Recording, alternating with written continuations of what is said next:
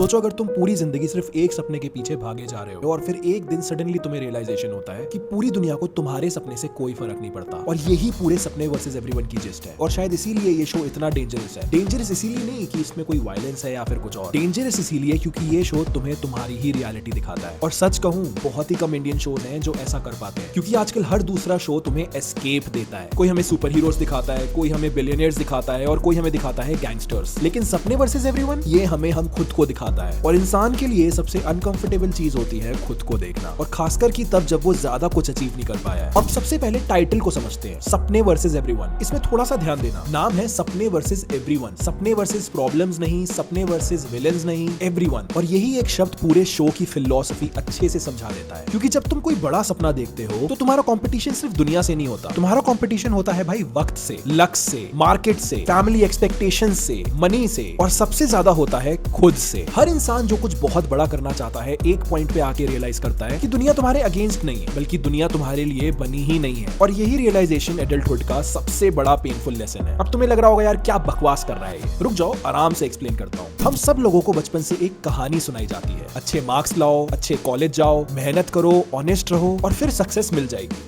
Simple, very simple, है ना? पर क्या मिलती है? नहीं, क्योंकि एडल्टहुड में एंटर करके एक अजीब सी चीज होती है। तुम देखते हो कि कुछ लोग बिना किसी टैलेंट के सक्सेसफुल हो रखे हैं और कुछ लोगों के अंदर टैलेंट भर भर के भरा हुआ है, पर तब भी बेचारे अनसक्सेसफुल बैठे हुए हैं और स्ट्रगल कर रहे हैं। कुछ लोग तो शॉर्टकट ले रहे हैं और कुछ लोग चल रहे हैं एकदम प्रिंसिपल से। और यही पॉइंट होता है जब तुम्हारा पूरा वर्ल्ड व्यू चेंज हो जाता है एडल्टहुड में एंटर करके। और सपने वर्सेस एवरीवन इसी सच्चाई को शुगर कोट नहीं करता, बल्कि तुम्हारे मुंह पे फेंकता है बहुत अच्छे से। ये मोटिवेशन बेचने वाला शो नहीं है, ये रियलिटी दिखाने वाला शो है। और रियलिटी अक्सर मोटिवेशनल नहीं होती, क्रूअल होती है। इस शो की सबसे जीनियस बात यह है कि भाई इसमें दो प्रोटैगनिस्ट हैं, लेकिन असल में तुम अगर ध्यान दो तो ये दो अलग फिलॉसफीज हैं। एक तरफ है प्रशांत और दूसरी तरफ है भाई जिमी। प्रशांत दुनिया की क्रुएलिटी देखकर भी अपनी मोरालिटी नहीं छोड़ता, जिधर जिमी दुनिया की क्रुएलिटी देखकर डिसाइड करता है कि अगर सिस्टम करप्ट है तो मैं उससे भी ज्यादा डेंजरस बनूंगा। और अचानक से शो एक थ्रिलर नहीं रहता, एक फिलोसॉफिकल डिबेट बन जाता है। क्या ज्यादा इंपॉर्टेंट है, एक अच्छा इंसान बनना या सक्सेसफुल इंसान बनना? क्या तुम जीतने के लिए खुद को खो सकते हो? और अगर खुद को खो भी दिया तो क्या वैसी जीत जीत कहलाएगी? जिमी और प्रशांत दोनों इसी सवाल के दो अलग आंसर्स हैं, और ऑडियंस इसी वजह से दोनों को समझ पाती है बहुत अच्छे से। क्योंकि सच बोलूं, हम सबके अंदर भाई थोड़ा प्रशांत और थोड़ा जिमी बैठा हुआ है। कभी हम प्रिंसिपल्स से चलना चाहते हैं और कभी हम लेना चाहते हैं रिवेंज। कभी हम सिस्टम को चेंज करना चाहते हैं और कभी हम सब इसी सिस्टम में सिर्फ सर्वाइव करना चाहते हैं। इसीलिए भाई ये कैरेक्टर्स फिक्शनल तो बिल्कुल नहीं लगते, ये लोग हमें काफी जाने पहचाने लगते हैं। लेकिन एक बात बताऊं, शो का सबसे हार्ट ब्रेकिंग लेसन अभी भी बाकी है, और वो लेसन है लाइफ डजंट ओwe यू एनीथिंग। ये एक बहुत बड़ा ब्रूटल ट्रूथ है जो बहुत कम स्टोरीज दिखा पाती हैं, बहुत कम शोज दिखा पाते हैं। क्योंकि क्या होता है, मूवीज में यूजुअली सफरिंग का रिवॉर्ड मिलता है, हीरो स्ट्रगल करता है और एंड में जीत जाता है। ऑडियंस थिएटर से भाई बहुत खुश होकर निकलती है, लेकिन रियल लाइफ में ऐसा जरूरी नहीं होता। प्रशांत की जर्नी इसी इल्यूजन को डिस्ट्रॉय करती है, क्योंकि लाइफ उसकी मेहनत का हिसाब नहीं रखती, यूनिवर्स उसके लिए स्पेशल ट्रीटमेंट नहीं रखता। और जब उसकी पर्सनल ट्रेजेडी हिट करती है तो ऑडियंस को पहली बार समझ आता है कि ये शो सक्सेस के बारे में कभी था ही नहीं, ये लॉस के बारे में था, ये रेजिलियंस के बारे में था, ये उस इंसान के बारे में था जो टूटने के बाद भी उठता है, क्योंकि उसके पास कोई और ऑप्शन ही नहीं है। और शायद यही